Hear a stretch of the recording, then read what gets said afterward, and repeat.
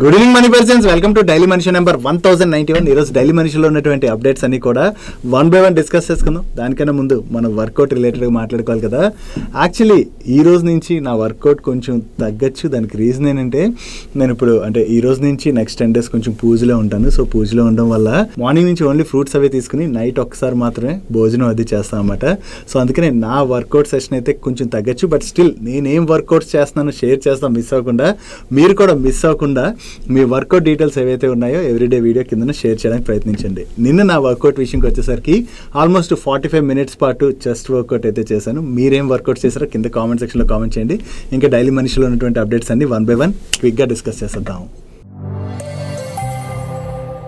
ముందుగా market update చూసినట్లయితే ఈ రోజు సెషన్ లో సెన్సెక్స్ 1000 పాయింట్స్ పెరిగి 83,755 పాయింట్స్ కి క్లోజ్ అయినట్లయితే నిఫ్టీ 304 పాయింట్స్ పెరిగి 25,549 పాయింట్స్ కి క్లోజ్ అయింది. అండ్ ఈ రోజు సెషన్ లో మిడ్ క్యాప్ ఇండెక్స్ 0.44% పెరిగినట్లయితే స్మాల్ క్యాప్ ఇండెక్స్ 0.35% పెరిగింది. అండ్ బ్యాంక్ నిఫ్టీ 1% పైనే పెరిగింది. ఇరాన్ అండ్ ఇజ్రాయెల్ మధ్య వార్ ముగిసిందని చెప్పి మార్కెట్ కి అర్థమైన దగ్గర నుంచి మన మార్కెట్ లో పాజిటివ్ మూమెంటం అయితే స్టార్ట్ అయింది కదా. ఈ రోజు సెషన్ లో కూడా మన మార్కెట్ లోని ఆ పాజిటివ్ మూమెంటం అయితే కంటిన్యూ అయింది. యాక్చువల్లీ ఈ వార్ టైంలో బాగా పెరిగినటువంటి క్రూడ్ ప్రైసులు కూడా ఇప్పుడు కంట్రోల్లోకి వచ్చేసాయి కదా. సో క్రూడ్ ప్రైసులు ఇలా కంట్రోల్లోకి వచ్చినట్లయితే అది మన ఎకానమీ రిలేటెడ్ గా పాజిటివ్ కాబట్టి మార్కెట్ లో కూడా మనం పాజిటివ్ మూమెంటం చూస్తున్నాం. జనరల్లీ ఇటువంటి యుద్ధాలు జరిగినప్పుడు క్రూడ్ సప్లైస్ అనేవి ఆగిపోయినట్లయితే దానివల్ల మన మీద ఇంపాక్ట్ పడుతుంది. కాబట్టి మన ఇండియన్ గవర్నమెంట్ అయితే ఇప్పుడు ఈ క్రూడ్ రిజర్వ్స్ రిలేటెడ్ గా ఇంపార్టెంట్ డిసిషన్ తీసుకోబోతున్నట్టుగా కూడా వేరియస్ మీడియా ప్లాట్ఫామ్స్ అయితే రిపోర్ట్ చేస్తున్నాయి. దీనిలో భాగంగా మన కంట్రీలోని 6 sites లోని న్యూ స్ట్రాటజిక్ ఆయిల్ రిజర్వ్స్ అయితే ఇండియన్ గవర్నమెంట్ ప్లాన్ చేస్తున్నదని, సో ఈ కొత్త ఆయిల్ రిజర్వ్స్ రిలేటెడ్ గా వర్క్ చేసేందుకు గాను PSU కంపెనీ అయిన ఇంజనీర్స్ ఇండియా లిమిటెడ్ వాళ్ళని వర్క్ చేయడానికి అని చెప్పి గవర్నమెంట్ ఆల్రెడీ అపాయింట్ చేసినట్టుగా, సో త్వరలోనే ఈ కొత్త ఆయిల్ రిజర్వ్స్ ని కూడా స్టార్ట్ చేసిన తర్వాత మన ఇండియాలోని అట్లీస్ట్ 90 days కి సరిపడేటువంటి ఆయిల్ రిజర్వ్స్ కెపాసిటీస్ అయితే ఉంచుకునేందుకు గాను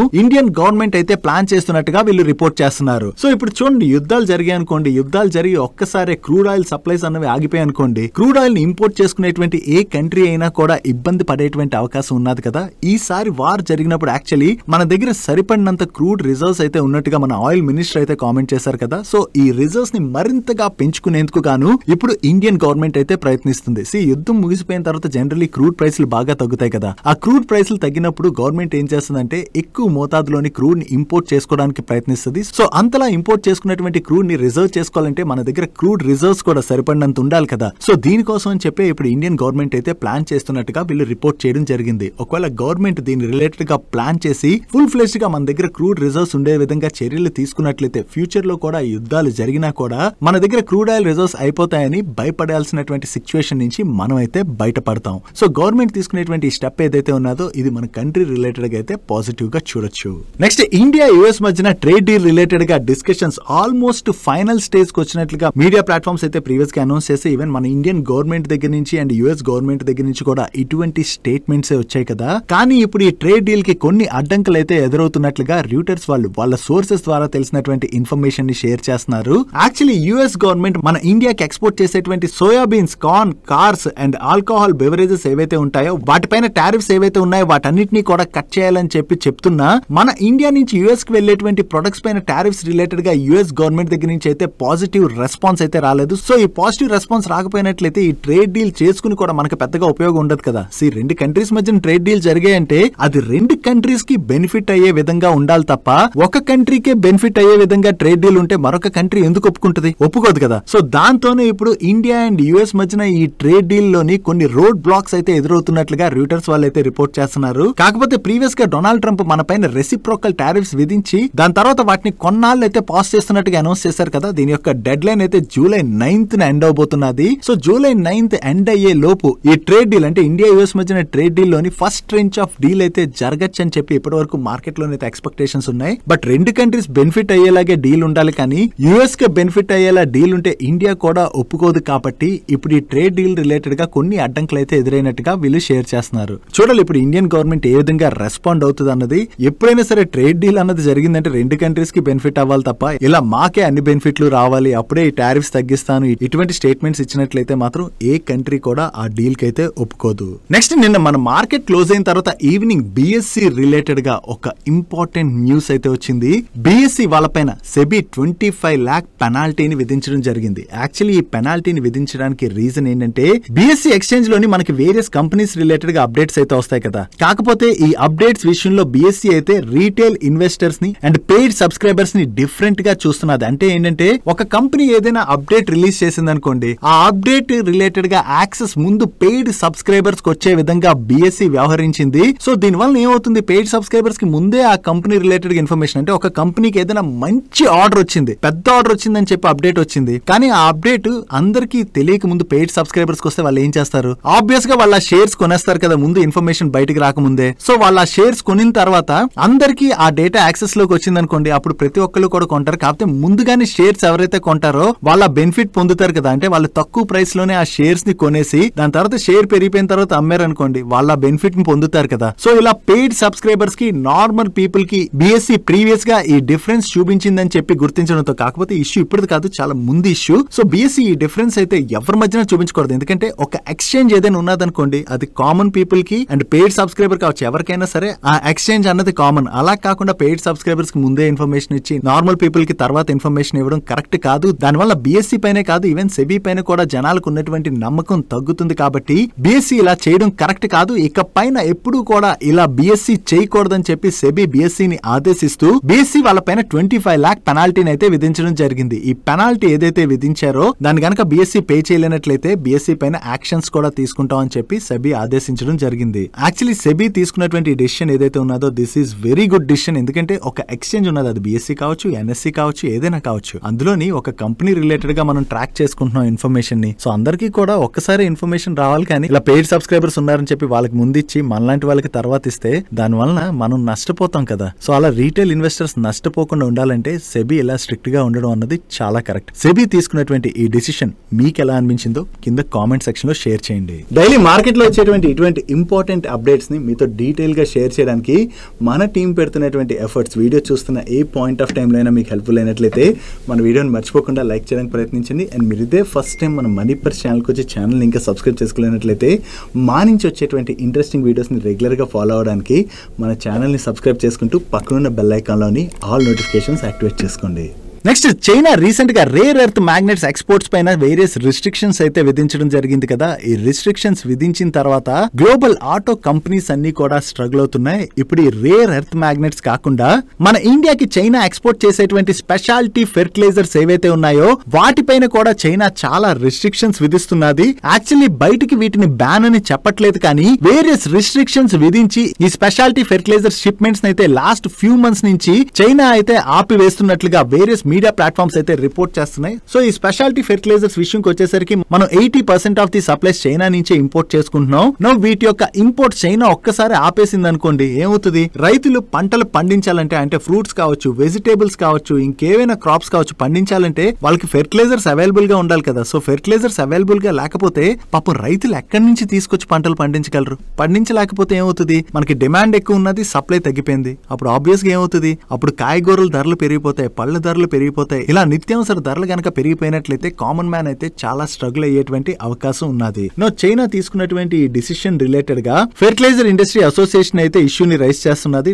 మన గవర్నమెంట్ దీని రిలేటెడ్ ఏదైనా స్టెప్స్ తీసుకుంటుందేమో చూడాలి. ఎందుకంటే చైనా నుంచి 80% వరకు మనం ఇంపోర్ట్ చేసుకుంటున్నాం అంటే ఒకసారి ఇంపోర్ట్స్ అయిపోతే ఇబ్బంది పడతాం కదా. ఈవెన్ మన దగ్గర ఒకవేళ వాటి మ్యానుఫాక్చరింగ్ ఉన్నా కూడా మనకి సరిపడినంత కెపాసిటీస్ ప్రెసెంట్ లేవు. కాబట్టి గవర్నమెంట్ దీని రిలేటెడ్ గా చైనాతోని డిస్కస్ చేసి ఈ ఇష్యూని అయితే సార్ట్ అవుట్ చేయవలసి ఉన్నది. నెక్స్ట్, డిఫెన్స్ కంపెనీస్ రిలేటెడ్ గా ఒక పాజిటివ్ అప్డేట్ అయితే కనపడుతున్నది. నాటో అలయన్స్ నేషన్స్ ఏవైతే ఉన్నాయో వాళ్ళందరూ కూడా డిఫెన్స్ బడ్జెట్ ని పెంచాలని చెప్పి కంటిన్యూస్ గా యుఎస్ ప్రెసిడెంట్ డొనాల్డ్ ట్రంప్ వాళ్ళ పైన ప్రెషర్ ని తీసుకొస్తున్నారు కదా.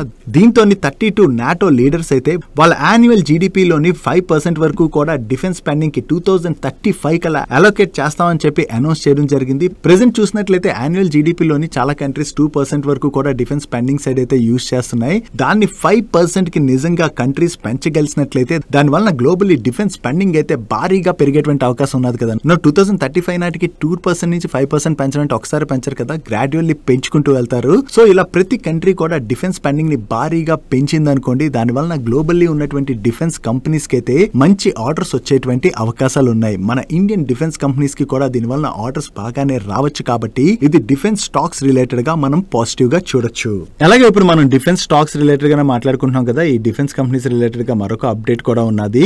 మన Indian navy 44,000 crores worth mini sweepers related గా పర్చేస్ ఆర్డర్ ప్రపోజల్ అయితే రిలీజ్ చేయబోతున్నట్టుగా మీడియా ప్లాట్ఫామ్స్ రిపోర్ట్ చేస్తున్నాయి. దీనివల్ల షిప్పింగ్ కంపెనీస్ కి మంచి ఆర్డర్స్ వచ్చేటువంటి అవకాశం ఉన్నది. దీంతో పాటుగా మన Indian army QRSAM systems related గా కూడా 30,000 crores అప్రూవ్ చేసేటువంటి అవకాశం ఉన్నదని చెప్పి వీళ్ళు రిపోర్ట్ చేస్తున్నారు. సో వీటి రిలేటెడ్ గా గవర్నమెంట్ దగ్గర నుంచి అప్రూవల్స్ వచ్చినట్లయితే వీటి రిలేటెడ్ గా ఆర్డర్స్ కూడా డిఫెన్స్ కంపెనీస్ కి రావచ్చు. కాబట్టి ఇది డిఫెన్స్ స్టాక్స్ కి అయితే పాజిటివ్ కానుంది. నెక్స్ట్ 8 హెల్త్ ఇన్సూరెన్స్ కంపెనీస్ వాళ్ళు క్లెయిమ్స్ అయితే రిలీజ్ చేస్తారు కదా హెల్త్ ఇన్సూరెన్స్ తీసుకున్నటువంటి కస్టమర్స్ కి.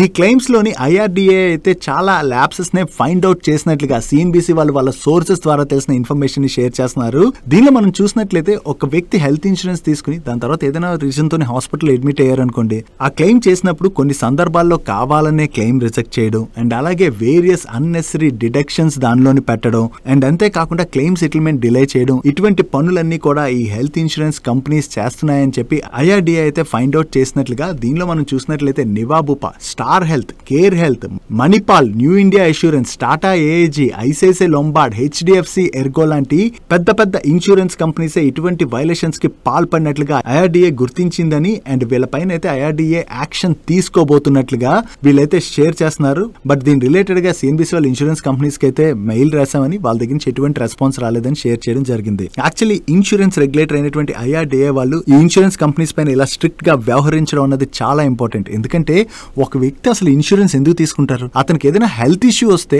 ఆ ఇన్సూరెన్స్ ఉండడం వలన తన మీద అంటే తన ఫైనాన్స్ పైన ఆ ఇంపాక్ట్ పడకుండా ఆ ఇన్సూరెన్స్ అయితే సేవ్ చేస్తుందనే తీసుకుంటాం కదా. అలా తీసుకున్న తర్వాత ఆ కస్టమర్ దగ్గర నుంచి ఎటువంటి మిస్టేక్ లేకుండా వీళ్ళు క్లెయిమ్ రిజెక్ట్ చేయడం, కావాలనే ఎక్కువ డిడక్షన్స్ పెట్టడం ఇలాంటివి చేసినట్లయితే ఇంకా హెల్త్ ఇన్సూరెన్స్ తీసుకుని మనకు లాభమే ఉంటుంది. సో అందుకని చెప్పి వీళ్ళ రిలేటెడ్ గా ఇన్సూరెన్స్ రెగ్యులేటర్ అయితే కఠినంగానే వ్యవహరించాలి. సో వన్స్ కఠినంగా వ్యవహరిస్తే తర్వాత ఫ్యూచర్ లో వీళ్ళు ఇటువంటి తప్పులు చేయాలన్నా కూడా భయపడతారు. నెక్స్ట్ ఈ June month EV sales data అయితే వచ్చింది. ఈ జూన్ లో ఓవరాల్ గా చూసినట్లయితే బజాజ్ ఆటో వాళ్ళు వాళ్ళ ఎలక్ట్రిక్ వెహికల్ సేల్స్ లో ఇయర్ ఆన్ ఇయర్ లోని 94% గ్రోత్ డెలివర్ చేసినట్లయితే TVS మోటార్స్ వాళ్ళు ఇయర్ ఆన్ ఇయర్ లోని 41% గ్రోత్ డెలివర్ చేయడం జరిగింది. బట్ మంత్ ఆన్ మంత్ లో అంటే ప్రీవియస్ మంత్ తో కంపేర్ చేసి చూసినట్లయితే మాత్రం ఈ జూన్ లోని వీళ్ళ EV సేల్స్ లోని 20% వరకు డ్రాప్ కనిపిస్తుంది. బట్ ఇయర్ ఆన్ ఇయర్ లో అయితే మాత్రం మంచి గ్రోత్ డెలివర్ చేశారు. బట్ ఓలా ఎలక్ట్రిక్ విషయంకి వచ్చేసరికి మంత్ ఆన్ మంత్ లోని వీళ్ళ సేల్స్ లోని 30% డ్రాప్ కనపడుతున్నట్లయితే ఇయర్ ఆన్ ఇయర్ లో వీళ్ళ సేల్స్ లో ఏకంగా 65% డ్రాప్ కనిపిస్తుంది.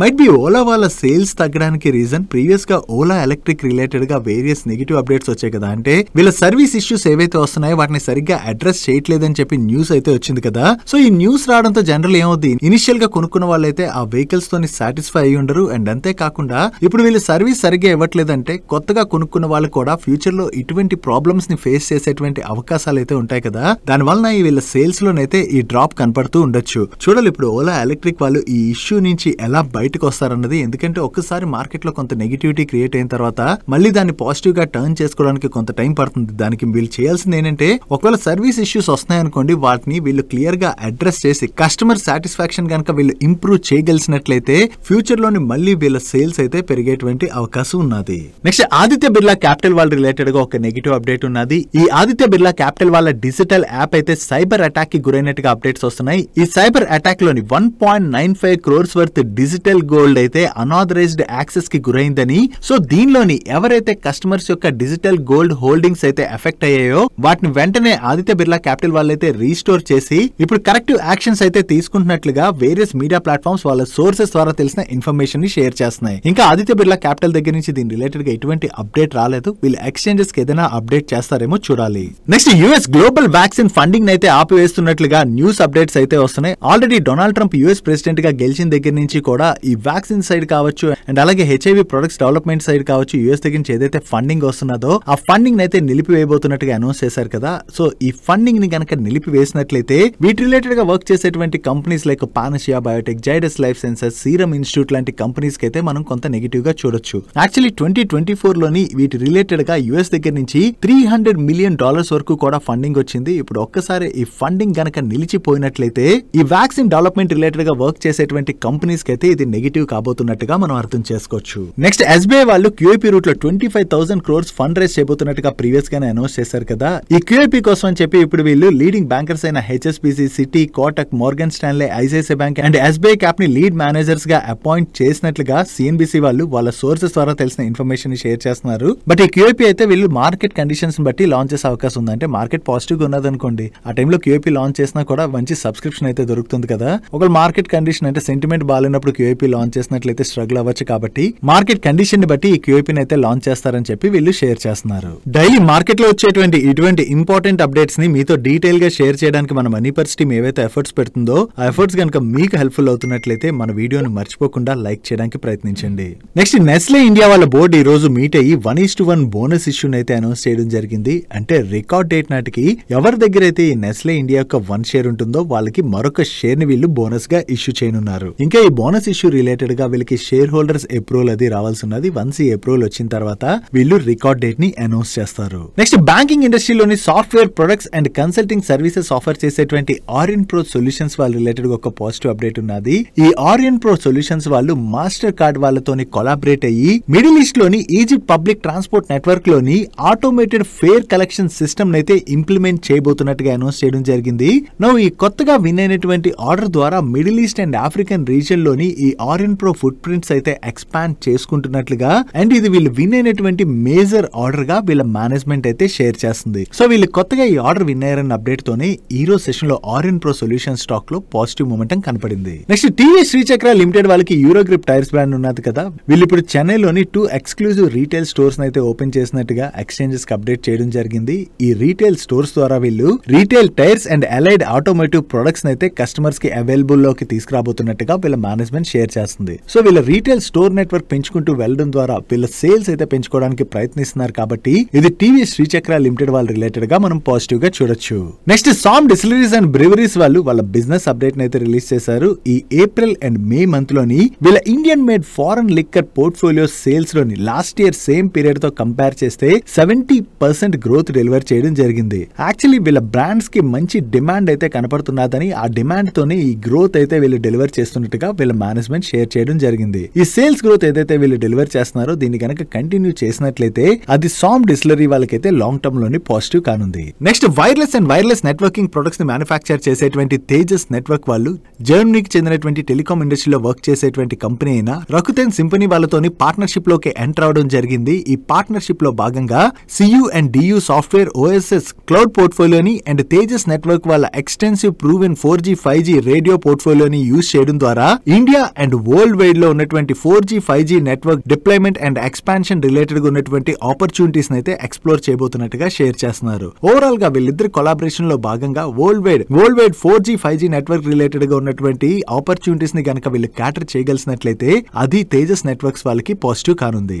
నెక్స్ట్ వేరియస్ ఇన్ఫ్రా ప్రాజెక్ట్స్ కి EPC సర్వీసెస్ ప్రొవైడ్ చేసేటువంటి ITD సిమెంటేషన్ వాళ్ళ రిలేటెడ్ గా ఒక న్యూస్ అయితే కనపడుతున్నది. కోల్కతా మెట్రో ఎక్స్టెన్షన్ ప్రాజెక్ట్ ఏదైతే ఉన్నదో ఈ ఎక్స్టెన్షన్ ప్రాజెక్ట్ కోసం అని చెప్పి వీళ్ళు L1 బిడ్డర్ గా సెలెక్ట్ అయినట్టుగా న్యూస్ అయితే వస్తుంది. ఎప్పుడైతే ఈ న్యూస్ వచ్చిందో దాంతోనే ITD సిమెంటేషన్ స్టాక్ అయితే పాజిటివ్ గా రియాక్ట్ అయింది. బట్ ఇప్పటి వరకు ITD సిమెంటేషన్ వాళ్ళ దగ్గర నుంచి అయితే ఇంకా దీని రిలేటెడ్ గా ఎటువంటి అఫీషియల్ అనౌన్స్మెంట్ కూడా రాలేదు. చూడాలి త్వరలో దీని రిలేటెడ్ గా వీళ్ళు ఏదైనా ఎక్స్చేంజెస్ కి అప్డేట్ చేస్తారేమో. నెక్స్ట్ లుపిన్ వాళ్ళ ప్రూకలోప్రైడ్ టాబ్లెట్స్ కి రీసెంట్ గానే US FDA దగ్గర నుంచి అయితే అప్రూవల్ రావడం జరిగింది. సో US FDA దగ్గర నుంచి అప్రూవల్ రావడంతో ఈ టాబ్లెట్స్ ని వీళ్ళు US లోని లాంచ్ చేస్తున్నట్లుగా అండ్ US లోని వీటి యొక్క ఎస్టిమేటెడ్ యాన్యువల్ సేల్స్ $184 మిలియన్ గా వీళ్ళు షేర్ చేస్తున్నారు. అండ్ ఈ టాబ్లెట్స్ ని అడల్ట్స్ లో వచ్చేటువంటి క్రానిక్ ఇడియోపాథిక్ కాన్స్టిపేషన్ ట్రీట్మెంట్ లో భాగంగా యూజ్ చేస్తారు. నెక్స్ట్ పవర్ సొల్యూషన్స్ టెక్నాలజీని ప్రొవైడ్ చేసేటువంటి కమిన్స్ ఇండియా లిమిటెడ్ వాళ్ళు వీళ్ళ బ్యాటరీ ఎనర్జీ స్టోరేజ్ సిస్టమ్స్ ని లాంచ్ చేసినట్టుగా ఈ రోజు అనౌన్స్ చేయడం జరిగింది. దీని ద్వారా వీళ్ళ సస్టైనబుల్ సొల్యూషన్ పోర్ట్ఫోలియోని అయితే ఎక్స్పాండ్ చేసుకుంటున్నామని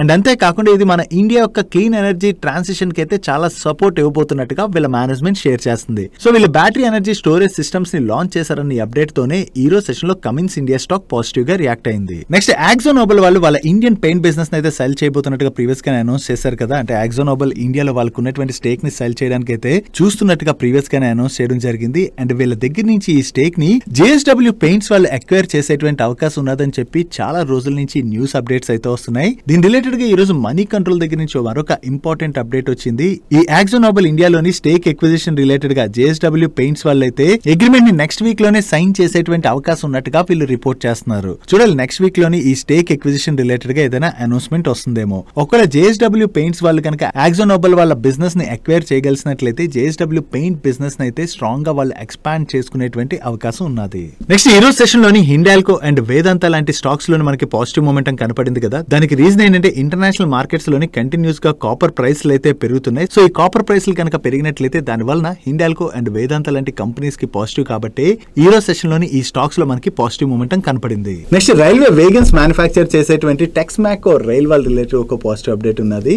వీళ్ళకి క్యామెల్కో అనేటువంటి కంపెనీ నుండి ఓపెన్ టాప్ వేగన్స్ మ్యానుఫ్యాక్చర్ చేసి సప్లై చేసేందుకు గాను ఒక కాంట్రాక్ట్ అయితే విన్నారు. ఈ ఆర్డర్ లో భాగంగా 560 ఓపెన్ టాప్ వేగన్స్ ని వీళ్ళు మ్యానుఫ్యాక్చర్ చేసి సప్లై చేయడంతో పాటు 20 years పాటు మెయింటెనెన్స్ సర్వీసెస్ కూడా అందించవలసి ఉన్నది. టోటల్ గా అంటే వేగన్స్ మ్యానుఫ్యాక్చర్ చేసి సప్లై చేయడంతో పాటు మెయింటెనెన్స్ రిలేటెడ్ గా కలిపి చూసినట్లయితే వీళ్ళు 500 crores పైన ఆర్డర్ ని విన్ అయినట్టుగా మనం అర్థం చేసుకోవచ్చు. సో వీళ్ళు ఏవైతే కొత్తగా ఇలా ఆర్డర్స్ విన్ అవుతున్నారో దాంతో వీళ్ళ ఆర్డర్ బుక్ కూడా బాగా గ్రో అవుతుంది కాబట్టి ఇది టెక్స్మాకో రైల్ వాల్ రిలేటెడ్ గా మనం పాజిటివ్ గా చూడొచ్చు.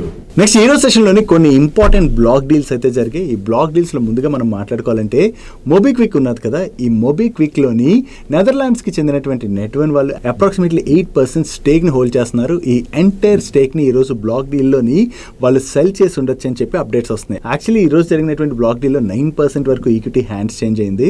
సో దీనిలోని ఆ నెట్వన్ వాళ్ళే 8% వరకు స్టేక్ సెల్ చేసి ఉండొచ్చు అని చెప్పి వేరియస్ మీడియా ప్లాట్ఫామ్స్ అయితే రిపోర్ట్ చేస్తున్నాయి. మైట్ బి ఈ బ్లాక్ డీల్ కి బయర్స్ దగ్గర నుంచి కూడా మంచి డిమాండ్ కనపడినట్టుంది. దాంతోనే ఈ బ్లాక్ డీల్ జరిగాక మోబిక్విక్ స్టాక్ లోనైతే మనకి పాజిటివ్ మొమెంటం కనపడింది. ఈ మోబిక్విక్ తో పాటుగా ఈ రోజు సెషన్ లో PB ఫిన్టెక్ లోని 1% పైన ఈక్విటీ హ్యాండ్స్ చేంజ్ అయినట్లయితే కోఫోర్స్ లో జరిగినటువంటి బ్లాక్ డీల్ లో కూడా 1% పైన ఈక్విటీ హ్యాండ్స్ చేంజ్ అవడం జరిగింది. సో ఈ మల్టిపుల్ బ్లాక్ డీల్స్ లోని బయర్స్ ఎవరు సెల్లర్స్ ఎవరు అన్న డీటెయిల్స్ మనకి ఈ రోజు నైట్ కి అప్డేట్ అవుతాయి.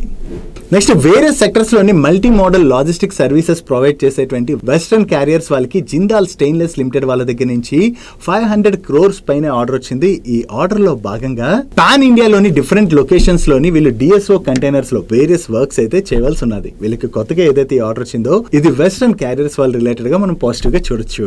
That's it for today's daily మనిషి. ఈ రోజు డైలీ మనిషిలో మేము షేర్ చేసిన ఇన్ఫర్మేషన్ మీకు హెల్ప్ఫుల్ అయినట్లయితే ఈ వీడియోని లైక్ చేయండి. అండ్ ఈ video me friends and family members helpful అవుతుంటే ఈ వీడియోని వాళ్ళకి షేర్ చేయండి. అండ్ మీరు ఇదే ఫస్ట్ టైం మన మనీ పర్స్ ఛానల్ కి వచ్చి ఛానల్ ఇంకా సబ్స్క్రైబ్ చేసుకోలేనట్లయితే ఇక్కడ ఉన్న ఛానల్ లోగో మీద క్లిక్ చేసి ఛానల్ సబ్స్క్రైబ్ చేసుకుంటూ పక్కన ఉన్న బెల్ ఐకాన్ లోని ఆల్ నోటిఫికేషన్స్ యాక్టివేట్ చేసుకోండి. నేను చంద్రశేఖర్ పత్రి మరొక ఇంట్రెస్టింగ్ వీడియోతో కలుద్దాం.